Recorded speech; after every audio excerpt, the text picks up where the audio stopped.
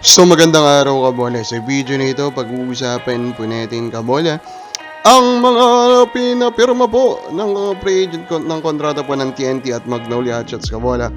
And then, nagsalita na po si Stan Hardinger patungkol sa trade kabola. So hindi pa nakasubscribe, pakipindot naman po yung subscription button. So let's start nga po with dito kay Christian Stan Hardinger kabola. Dun sa media conference, nagsalita na po siya patungkol sa trade. Sabi niya, it's a good fit, and in-explain niya dito kabola that what he wants kabola. Gusto niya kumbaga maging suporta lang dito nga po kay Wami Chongson kabola. Pero for me, no, i-explain niya na maayos eh. Ganun pagka-explain, matanda na daw siya kabola, that he believes in Wami Chongson. Pero sa palinggo, hindi eh. I mean, they should be 1A, 1B at the very least, diba?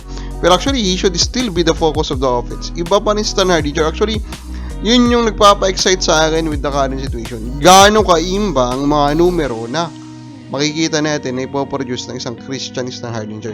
Yan yung isa sa mga, kumbaga, nagpapa-interest sa akin talaga with this upcoming tournament, kabola.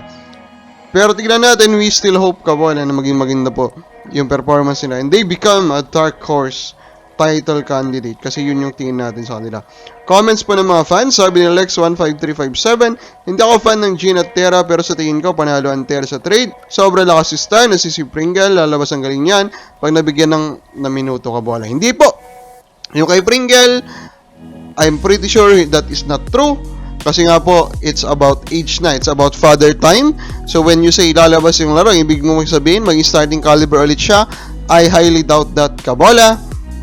Kay Christian Stan Hardinger naman kabola, of course, he's still an awesome player. We already made an analysis of the trade, and of course, we still believe na talo po doon ang Terra Firma. Pag di ka talaga nababantayan, magaling talaga, sabi ni Alex Narvesa. Pero pag na-scout yan sa PBA, nabantayan, makita yan kung talagang magaling si RJ. I totally agree, kabola. Iba pa rin po ang PBA. Ronald Barbosidad, pa-shoutout service. Yes po! Scout Ranger. Paul G, malis ka di asal, depensa to pensa, still of the draft like Arvin T. Iyak naman mga hater dyan, let's go Jeans, kabola. You are making a basis of a one single game, kabola, to anoint Paul Garcia as a steal. Pero isa lang masasabi ko, I have him in recent or in one of our few mock drops, kabola, around March, siguro April, we are already telling you kabola, basta galing Ateneo yan, kahit bangko yan, may chance po yan na maging magaling po sa PBA. Madami na pong ebidensya dyan. JP Eram, Tyler Tio, diba kabola? So, you can trust Ateneo bench players for that. And then lastly, kabola, na-comment na pag-usapan natin, user NY2. Pa-shoutout naman ako, idol, Malyari Mascareñas. Shoutout po. Ginebra, yes, they will won the championship dahil sa Paul Garcia and RJ Abarientos. Napag-usapan na po natin yung mga free agents. Unahin natin sa TNT, they signed CJ Payawal, kabola. Phoenix po yung nag-drop sa kanya, pero pinakawalan po siya. Ano po? So CJ Payawal, of course, alam niyo naman siguro, if you are witnessing our mock draft, kabola, I'm quite high on him, although hindi natin siya pinoproject dati sa first round. So nagulat ako nung siya po ay nag-fall sa third round. Naging early or easy steal of the draft siya doon, kabola. He is tall and he is being sold, kabola, in the draft as a shooter, and he can really shoot, no? The mechanism or the mechanics po ng shot niya is good, kabola. So if he can really be a tall shooter, kabola, he can easily be a very good signing here for TNT.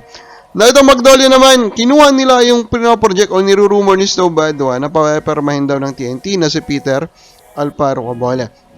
Actually, we thought he's just a normal guard at first, pero when we saw, or we look at his accomplishment, when we look at his stats, kabola, and when we look at his highlights at this game, kabola, I kinda agree that there's something here, kabola. I'm not really sure, kabola, if he can develop into a starting caliber, pero sure ako that he can have a few years of trying to showcase if he can be a long-term PBA player. So, pahingin ko po, solid dito in a lot of areas, especially in being a leader, especially being a quarterback on an offense. And if yan po yung kailangan ng Magnolia Hotshots, they may have found the right guy in Alfaro. Kung makabars, palagay mo, still ba itong ginawa ng Magnolia na si Alfaro? Comment lang po sa baba.